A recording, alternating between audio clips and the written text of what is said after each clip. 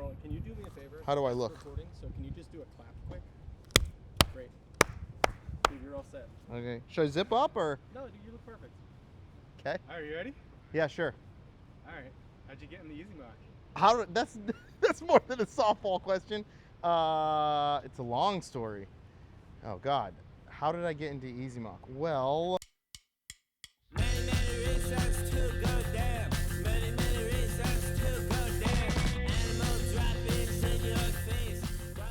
I went to school for industrial design, and I always wanted to, design products. My first job in school was actually, I got an internship at Puma designing sneakers, and I loved it. And then I just never left shoe design, footwear design.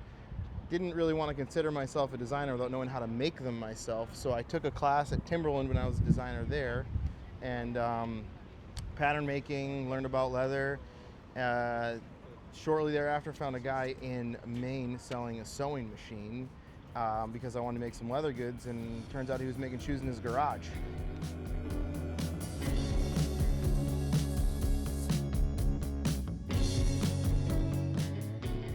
We started Easymoc. The first iteration of the factory was New England outerwear, literally in a garage, two-car garage. So that was like 2012. I went up to buy the sewing machine. This guy was selling it, and for fun, he was wood-burning deer, like artwork of deer, like a deer head and antlers, into the moccasin toe, the plug is what we call it, on the top of the shoe. And I was like, holy shit, this guy is making these things in his garage for fun.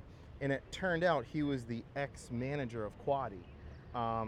And I ended up sticking around, bought the sewing machine, and then I found one guy who knew another guy, who knew two other guys, who knew other guys, and slowly it started where I was hiring, as we grew, I was hiring guys from the dump, from gas stations, from places that these guys had experience making shoes in the 80s and 90s. Mind you, they're not young men, and over the course of, years, you build that network with people up in Maine, and eventually I had a swath of people that knew how to make shoes.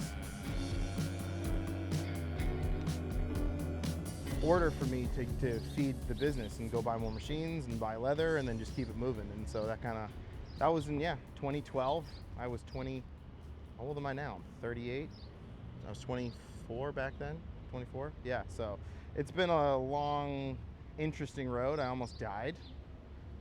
Had a bill save my life. One of the guys I fired tried to hit me in the head with a crowbar, and he caught it inches from my head. I had a gun open up on me in a glove box and said, "Get the fuck out of my truck. I never want to see you again." It was over shoes. I've been robbed. It wasn't an easy road.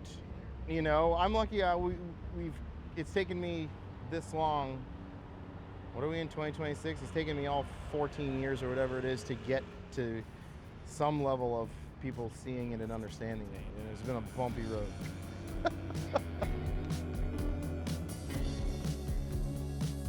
There is a specific heritage here. You can fact check me on this, but I was once told that 95% of the world's footwear was actually made here in New England in the turn of the century, last century, right? Early 1900s. So all of these old mill towns were once booming industry, and it honestly formed the country, from Massachusetts up to Maine and then down obviously to New York. They call it the 95 corridor. Was a major supply route for everything, whether it be building materials to footwear, apparel, knitting mills, everything. The sad part is a lot of this has gone away. It's been years and years, but the whole point of Easymoc for me, the point of pride is to revitalize some of that manufacturing and footwear specifically. We're one of 3 people left that do what we do, which is genuine hand sewing. And genuine hand sewn, moccasin, boot, construction, loafers, that kind of stuff. It's a very specific New England thing. It really originated here, at least in this country.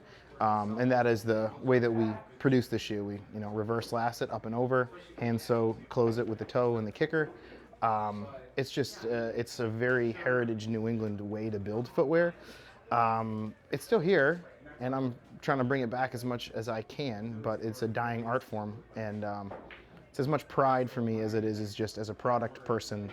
I just love the construction. It makes for a really special shoe that ages better, like anything that is worth paying money for. It gets better with time, and it will last for years and years. I think for me, it's like continue to progress and develop what it means to be made in New England, but also explore crafted footwear in the best way.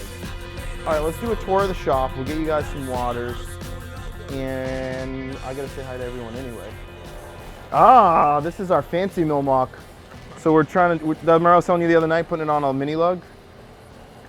We're trying to make a cool one. Right now he's buffing down, these are obviously old ports, and so you have all that extra flange, that edge, so you gotta get it flush. Starts like this when you cement and press, and winds up like he's got on the top rack, all buzzed down nice and even. So obviously fully done by hand and by eye and feel. There's no guides, there's nothing, just is straight up that. So it's a bitch, but you know, somebody got to do it. So we inspect the hide. All right, we're gonna make some honey camp mocks, right?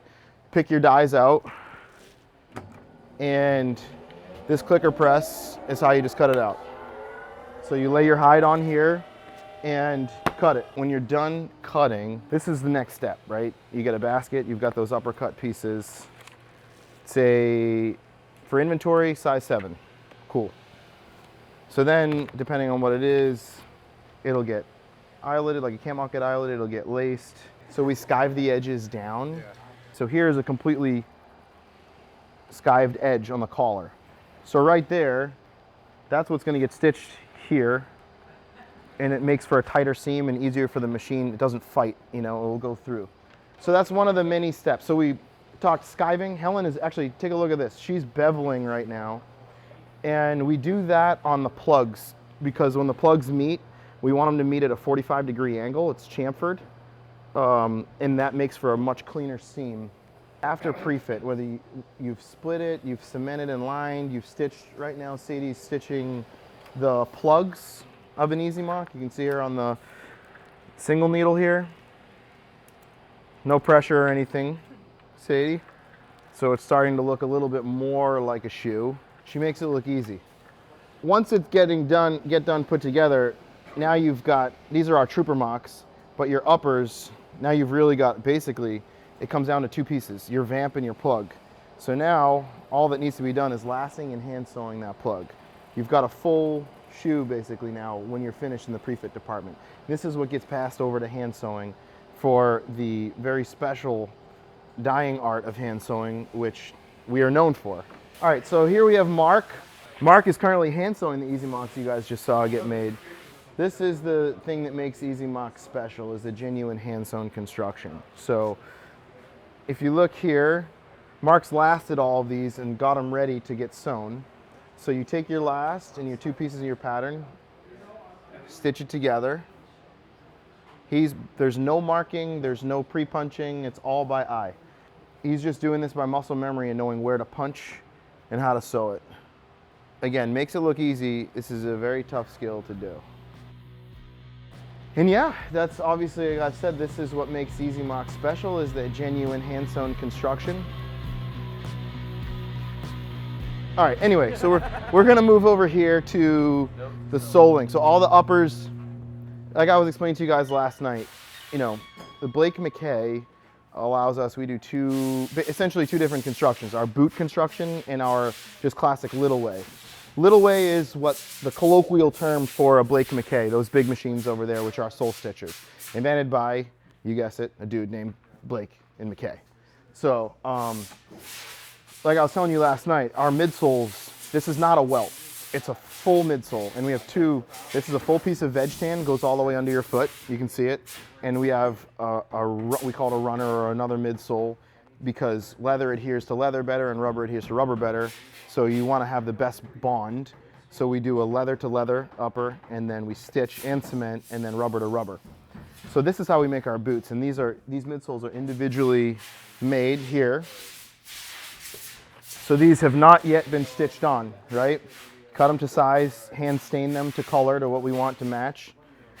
This all gets done, this will move its way, obviously from cutting through pre-fit to here, it's a separate process. Then when it's ready, we sole stitch it on. This is the little way sole stitch, and then that is the midsole stitch attaching it. So you can see, this is ready to be cemented, tacked on. and it looks like this, just like what's over there. And once that's tacked on with cement, with glue, it'll go to our little way. And then what you saw JJ doing over there is you put any boot sole underneath that you want. What's also beneficial is that you can take this boot completely apart if you want to.